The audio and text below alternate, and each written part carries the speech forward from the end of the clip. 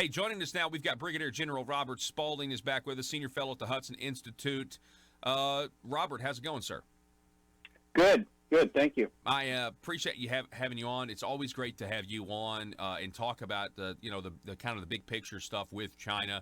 What is the update? I mean, I saw the mainstream media, they're posting about a potential phase one of a trade deal with the Trump administration, and I know you studied this and you've helped the Trump administration on their China policy. What can you tell us? What are the latest developments?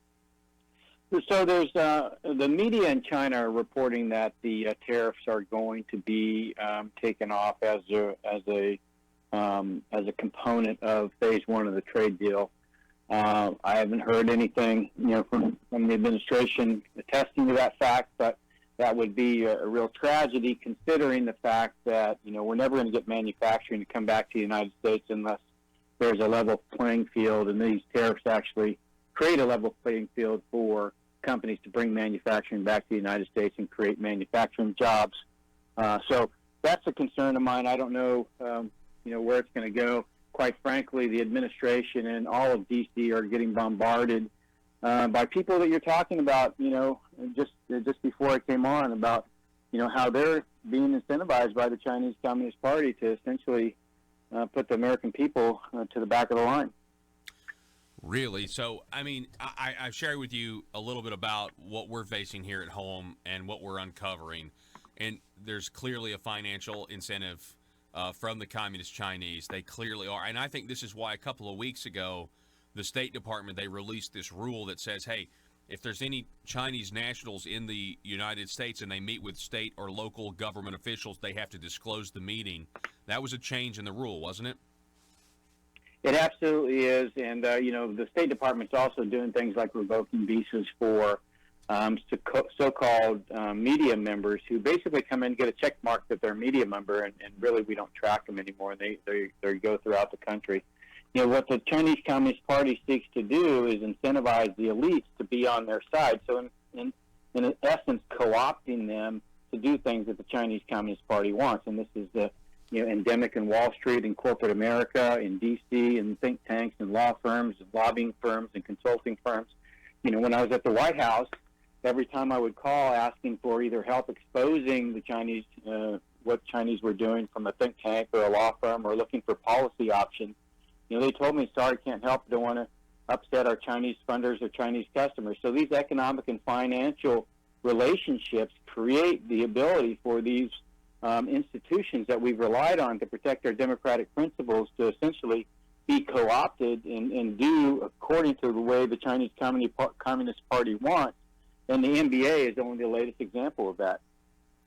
Yeah, I think, honestly, that you're exactly right. The NBA is the latest example of that, where we see these institutions that we think are for, American entertainment. We are becoming more like China. China's not becoming more like us, correct? That's exactly right. And if you study the 5,000-year history of the Chinese people, they've been invaded and conquered numerous times. And each time what they've done is essentially absorbed the invaders and turned them into Chinese. And so it was incredible hubris on the part of the United States, thinking that we could connect them to globalization, the internet, and then we would transform them into democracy. What they're doing is transforming us to totalitarianism. Yeah, and they're they're getting us to embrace communism. Can I get you to talk? And I don't know if this is one of your your areas of study when you look at the Chinese relationship, but we're told here in Arkansas these are just companies, TY Garments or Rise Ever or whatever. We're told that they're just companies like everybody else, and I have been saying, no, these are just entities that are loyal to the Communist Party. Which one is true? Well, by Chinese law, they have to have an element of the Communist Party within the company. So the Chinese Communist Party controls every company in the country, because they control the entire country. There is a extrajudicial, in the way we would think about it, layer of bureaucracy over the top of the government that rise over the top of everything. So it's not just government, but business and academia. So absolutely, these companies are controlled by the Communist Party. There was just a media release about 2 weeks ago about all the government officials that were actually being transferred out of the government into companies so that they could monitor their companies. So anybody that says that there's a distinction between the Communist Party and any company in China just really doesn't understand that system. Yeah, or is in our case, I kind of feel like I know why they're convinced now. I mean, we have a law firm where they're taking money from them, and it's the governor's law firm, and his son appears to be running it for now. We are, I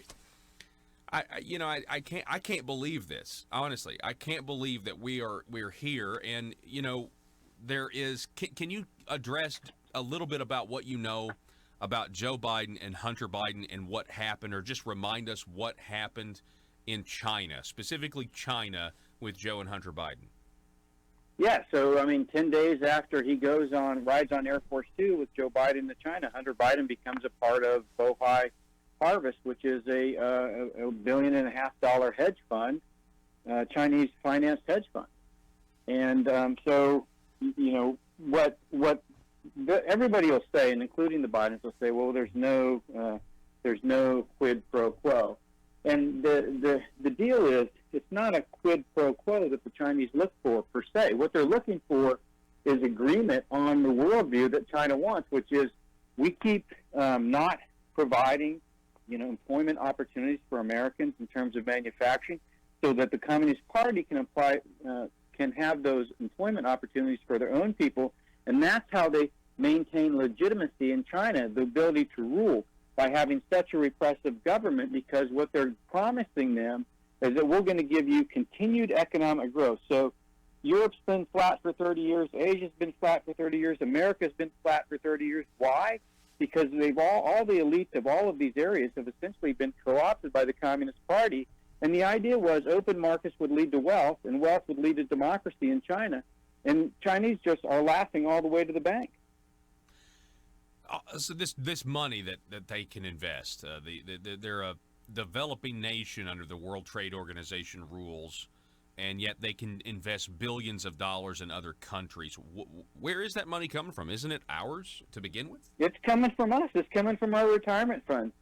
$400 billion in this year alone, because what happened was the tariffs were constricting their ability to get U.S. dollars. So what they did is they put pressure on Morgan Stanley Capital International, the indexer that all of these retirement funds follows, for the emerging markets market for equities. And so essentially, 20% of those emerging market portfolios have moved into Chinese companies, which, and if you go look at on the December of 2018 statement from the SEC, Chinese companies do not have to comply with audit or transparency requirements of a U.S. company. So not only are the investment officers sending your retirement to China, you don't even know what you're getting. And the SEC knows this and will do nothing about it, quite frankly, because the SEC is in league with the Wall Street. Wow. What if we actually do get a trade deal with China? What are the odds that they're even going to abide by it? How do we hold them accountable? And do you maybe see a future without a trade deal, but the United States starts to ink some trade deals with Japan or surrounding Asian countries, and then just let China make separate deals with those other countries? That's exactly what the national security strategy calls for. The problem is corporate America and Wall Street and everybody else are putting pressure on the administration to essentially back down, because, again, they're being essentially financed for this by the Chinese Communist Party. And so to the extent that we don't actually do that, we're going to find that, eventually we're going to be bankrupt, because that's the entire game that they're playing. The same game, by the way, that we played with the Soviets. And so that's what we're looking at in 2014 to 2016 in the Pentagon, that we've gotten ourselves in a situation that now the shoe was on the other foot, and the Chinese were basically forcing us into bankruptcy. One of the ways that they do it is by forcing us to increase defense spending to cover all of these, challenges, Russia, Iran, North Korea, all of which that they're financing. Wow. How successful, though, has the president, is he trying to to turn the ship, which is really like a giant aircraft carrier. It takes time, but the president obviously is trying to stop this from happening, right? Yeah, well, clearly. I mean, but the problem is it's really about right now. It's about the tariffs. And before China entered the WTO in 2001, they could not get tariffs. They had to have a vote in the Congress every single year on tariffs. And there was two things they were looking at. One was, well, do they have a market economy? Absolutely not. They do not have a market economy. And two, what is their human rights and democratic principles record? And every year they had to go through that. And no major corporation would invest money in that country until that most favored nation trading status went away when they entered the WTO. Their economy was less than $1 trillion of GDP at that time. They've grown 13 times. Their economy has grown 13 times since they entered the WTO. And we lost 70,000 factories. So what has to happen is those tariffs against China, in order to rebalance the playing field, to ensure that manufacturing can actually come back to the United States, they have to be made permanent against China, because they are absolutely not going to a market economy anytime soon, as long as the Communist Party has control of that country. We're talking with Brigadier General Robert S. Spalding, Senior Fellow at the Hudson Institute. The Hudson Institute is where the Vice President last year gave this speech against China. We've got a supercut of that speech, and then we cut back to our governor, who keeps inking deals with communist entity after communist entity, bringing them into the state.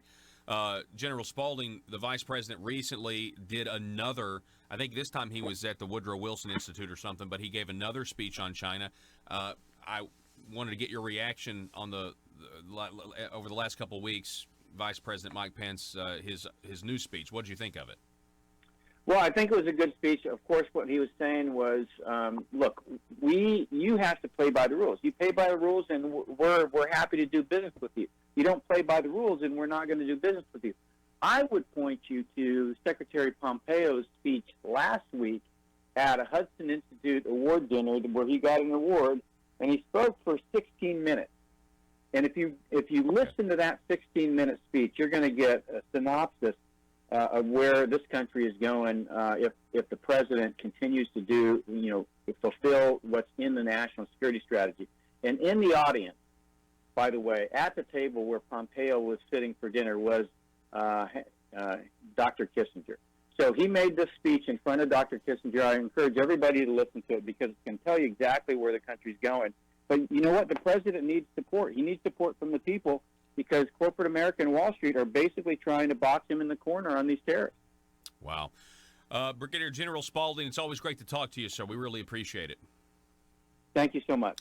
I think we now know, folks, why the governor supported the impeachment inquiry into the president. I mean, he's on record saying it was unwise to have the phone call with Ukraine. And now I think we know, given the fact that his son is on this economic development trip, with his, with the delegation now, the government saying not officially part of the delegation, but we've got photos at the U.S. ambassador now. This is a huge story. We're going to give you more. We're going to recap everything that we've reported on today. When we come back, don't go anywhere. Back in just a moment.